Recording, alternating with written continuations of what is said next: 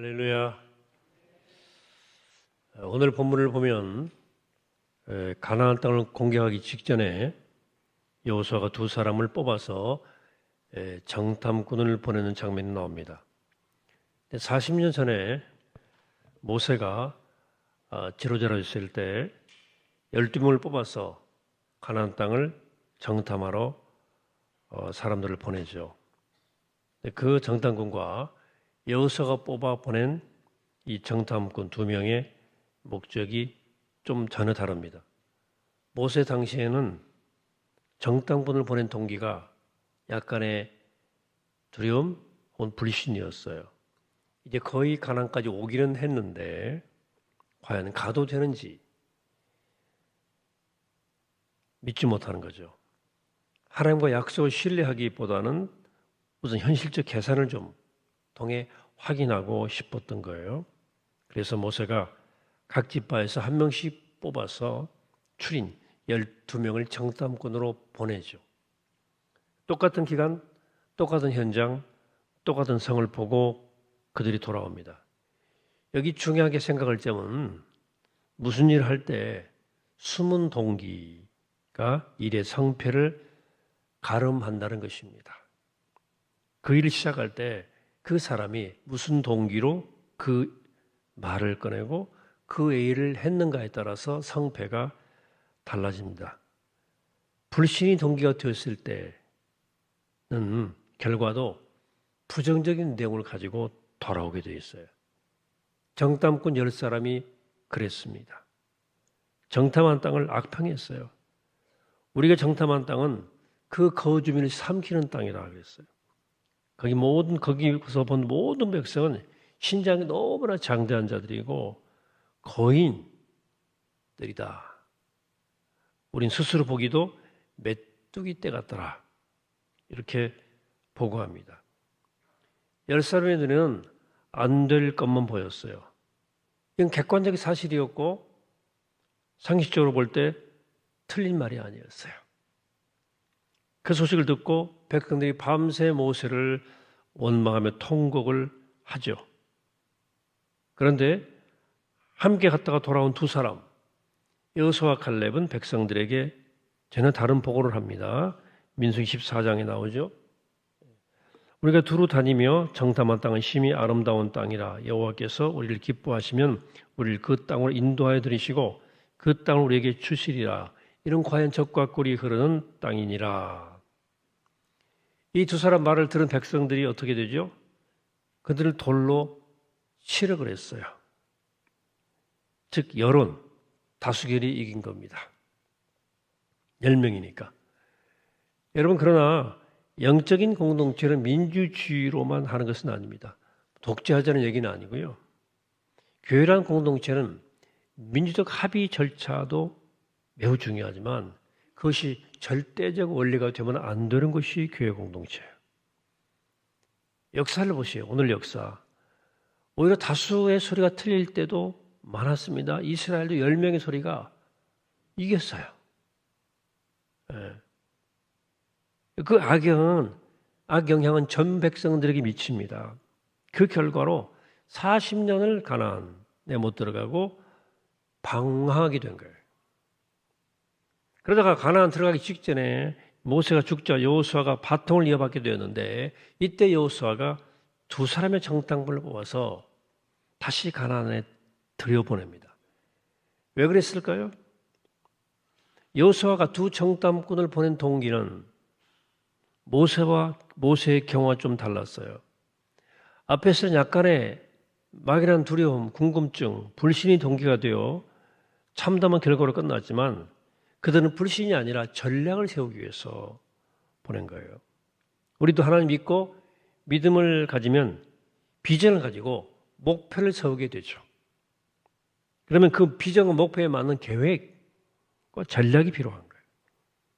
여호수아는 가나안 점령이라고 하는 확신과 하나님의 약속을 붙잡고 있었지만 전략을 위해서 두 정탐꾼을 들여보냅니다. 오늘 1절이에요. 눈의 아들 여호수아가 시딤에서 두 사람을 정탐꾼으로 보내며 이르되 가서 그 땅과 여리고를 엿보라 하매 이렇게 얘기합니다. 이제 본격적으로 진군에 들어가 전쟁을 시작할 이 백성들에게 전략을 짜기 위해서 지형을 숙지시키는 거예요. 계곡은 어디에 있는지, 성은 얼마나 높은지에 대해서 알아보려는 거예요. 다시 말해서 목표가 정해졌으면 무작정 들어가는 것이 아니라 계획과 전략을 가지고 들어가야 한다는 거예요.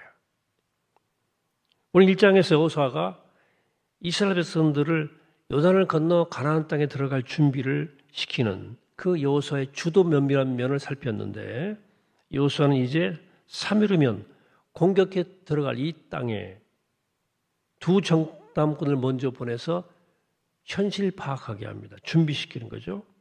그래서 그 땅의 지형과 여러 가지 모형을 머릿속에 입력시켜 돌아오도록 그렇게 명령을 했습니다.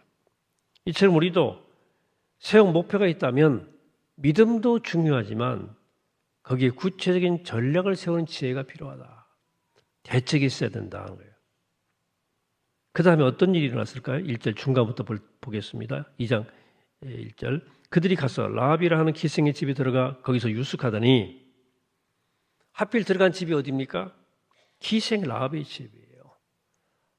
우리 한글 성경에는 기생이라고 이렇게 기록되어 있지만 히브리 성경에 보면 정확하게 창녀란 뜻입니다.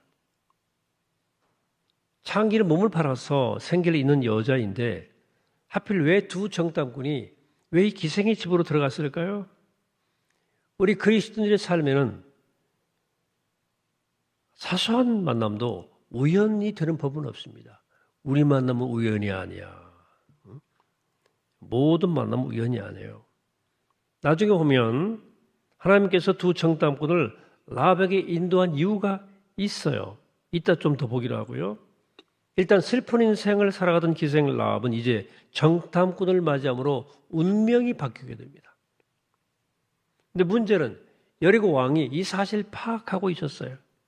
어떤 사람이 이스라엘 사람 몇 명이 정탐하러 왔는데 라합의 집에 들어간 것 같다.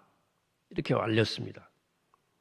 하나님의 정탐꾼이 들어간 땅을 정탐하기 시작할 때 여리고 왕은 정확하게 정탐꾼들의 움직임을 파악하고 있었어요.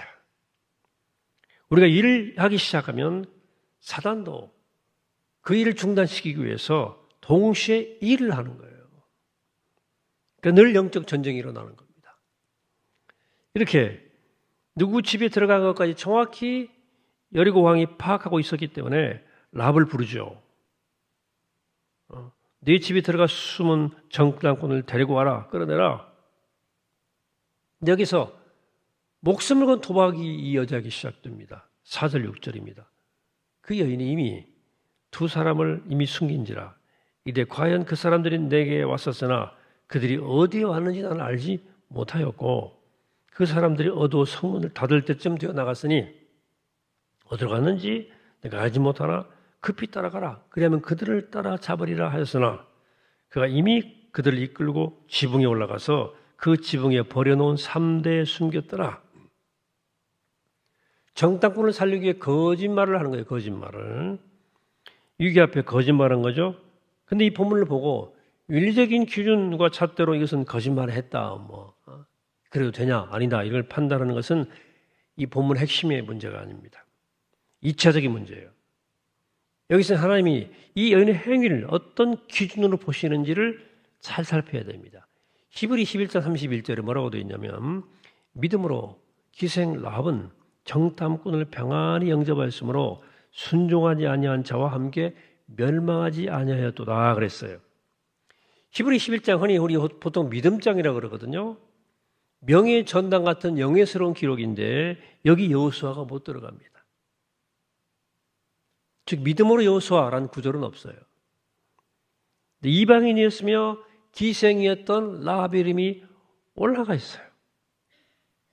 이 라합의 행위에 대해 성경은 믿음으로 했다고 이야기합니다.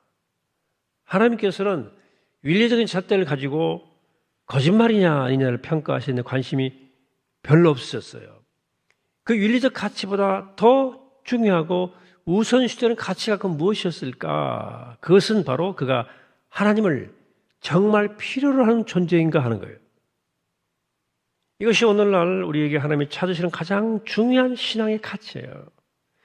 물론 이건 거짓말을 정당화하자는 것이 아니라 도덕보다 더 높은 기준은 내가 오늘 하나님의 은혜가 있어야만 살겠다고 하는 고백이 있는 사람인가 없는 사람인가예요. 은혜 없이는 못 삽니다. 이 고백이 더 중요한 고백이다. 우리 여기서 한 가지 조심스럽게 할 질문이 있는데, 그렇다면 이 신비스러운 라합의 믿음이 어디서 생겼냐는 거예요. 여러분 생각해 보십시오. 라합은 이스라엘 공동체 함께 산 적도 없고 그들과 함께 편지를 주고받은 적도 없고 직접적 율법 교육을 받은 적도 더욱 없어요. 그런데 이렇게 명예 전당까지 이렇게 등록될 정도로 인정된 라합의 믿음, 과연 어디서 온 것일까? 그 해답을 본문에서 한번 찾아보면 8절 9절을 볼 수 있어요. 또 그들이 눕기 전에 라합이 지붕에 올라가서 그들에게 이르러 말하되 여호와께서 이 땅을 너에게 주신 줄 내가 아노라. 기가 막힌 말입니다. 이방인 기생 라합의 입에서 여호와께서 이 땅을 너에게 주신 줄 아노라는 고백이 나왔어요. 이스라엘 백성들도 믿지 못해서 40년을 방황했는데 가나안 땅에 살던 이방 여인이 이 사실을 확실히 찬 오주로 고백하는 거예요. 이것이 어떻게 된 노릇일까요? 이런 놀라운 고백이 어떻게 가능했을까? 좀 더 성경을 보면 9절 중간부터 10절까지 우리가 너희를 심히 두려워하고 이 땅 주민들이 다 너희 앞에서 간담의 농난이 이는 너희가 애굽에서 나올 때에 하나님께서 너희 앞에서 홍해물을 마르게 하신 일과 너희가 요단 저쪽에 있는 아모리 사람의 두 왕 시온과 옥에게 행한 일을 곧 그들을 진멸시킨 일을 우리가 들었음이라 그랬어요. 들었다는 거예요. 로마서 10장에 믿음은 어디서 온다고? 들음에서 난다고 분명히 기록되어 있어요. 믿음은 들음에서 난다. 그런데 라합이 소문을 통해서 저 애굽 땅에 430년을 노예 사슬에 묶여 살던 사람들이 홍해를 마른 땅처럼 걸어 나왔다는 이야기를 듣습니다. 그 일을 행하신 이가 여호와란 하나님이라는 사실을 소문으로 들었던 거예요. 그 들음으로써 믿음이 생긴 거예요. 들었는데 믿음이 쑥 들어간 거야. 이야기를 듣고 있던 두 정탐꾼의 한번 표정을 상상해 보시기 바랍니다. 자기들은 믿지 못해서 40년을 뺑뺑이 돌았는데 이제 실제로 가나안 땅에 들어와서 사는 사람, 그것도 기생한테 이런 얘기를 들은 거예요. 너희들이 홍해를 건널 때 우리는 그 이야기를 듣고 또 너희 하나님에 대한 소문을 듣고 간담이 녹았다. 이렇게 말하는 거 아니겠습니까? 그때 주 정탐꾼이 어떤 눈빛을 주고받았을까요? 틀림없이 그랬을 거예요. 야, 우리가 그냥 믿고 들어왔으면 되었을 텐데 믿지 못해서 40년 동안 세월 허비했구나. 얘는 배도 믿고 이 여자는 팔을 믿었구나. 우리의 불신앙이 40년의 세월을 허비하게 만들었구나. 얼마나 기가 막혔겠습니까? 그런데 이 기생 라합은 소문을 들은 것만으로 믿음을 가지게 된 거예요. 그래서 여호와께서 너에게 이 땅을 주신 줄 내가 안다. 이렇게 확실히 이렇게 고백을 하는 거예요. 얼마나 놀라운 믿음입니까? 다른 한쪽에 대한 이야기를 한번 해봅시다. 40년 전에 그 이야기를 들은 사람이 이스라엘 탈출할 때 소문 들은 거거든요. 기생 라합만 들었겠습니까? 가난한 사람들도 많은 사람이 들었을 거예요, 그 소문을. 그런데 그래서 간담이 좀 녹아내렸을 거예요. 저런 일이 생겼네. 그러나 나머지 가나안 족속은 왕을 중심으로 해서 일치단결해서 하나님을 대적하는 편에 서 있었습니다. 오직 이 여인 한 사람만 전능하신 하나님께서 그 백성에게 약속하신 이 땅에 들어들이 들어오기만을 기다렸던 여인입니다.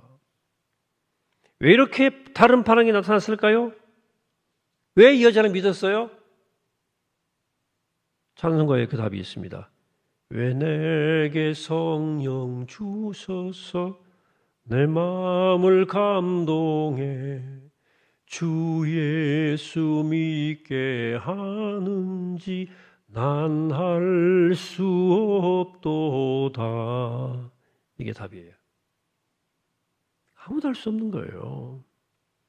이런 신앙이라고 하는 것은 깊이 들어갈수록 정말 할 수 없는 거예요. 정말 신비한 세계예요. 두 사람이 똑같이 복음을 들었는데 한 사람은 성질을 내고 한 사람은 눈물을 흘려요. 똑같은 말씀도 한 사람은 성질을 내는데 한 사람은 그냥 새 삶으로 들어와요. 이런 일들이 우리 주변에 얼마나 많이 벌어진지를 모릅니다. 이게 수학이란 논리로 설명이 되겠습니까? 설명이 안 되죠. 여러분들이 머리가 좋아서 이 구원의 진리를 터득하고 하나님의 도를 깨달았습니까? 목사가 뭐 설교를 잘해서 뭐 여러분들이 그 도를 깨달았습니까? 아니에요. 똑같이 말씀을 듣고 똑같이 진리의 말씀을 바르는데도 가나안 모든 족속은 하나님을 향해서 대적하기를 준비하고 있었고 기생 라합은 그 구원이 때가 오기를 기다리고 있었다. 여호와께서 이 땅을 너에게 주신 줄 내가 아노라. 라합은 하나님께란 소식을 듣고 믿어서 알게 되었습니다. 자, 근데 우리도 여기까지는 꽤 해요. 문제는 무엇이 안 되는 것입니까? 라합은 본인이 하나님의 은혜를 목말라 기다렸고 자기가 믿은 대로 자신의 전 인생을 걸 줄 아는 신앙의 결단이 있었다는 거예요. 라합의 집에 두 정탐꾼이 있다는 것을 안 왕이 라합을 불러내어서 그들에 대해 묻죠. 감히 라합이 누구 앞에서 거짓말을 한 거예요. 이거 목숨을 건 모험이고 신앙적 결단입니다.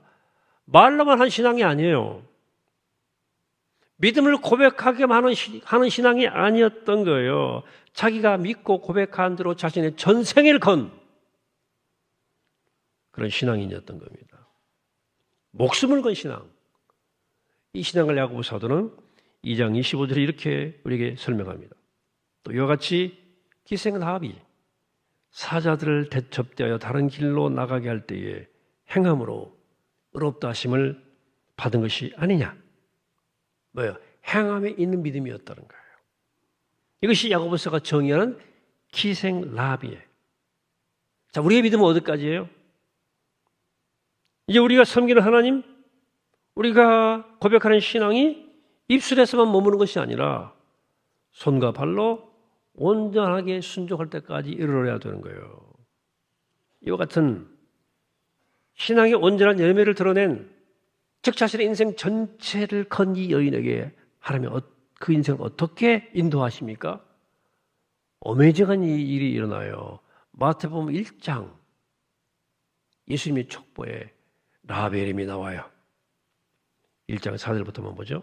아미나답은 나손을 낳고 나손은 살몬을 낳고 살몬은 라합에게서 보아스를 낳았습니다.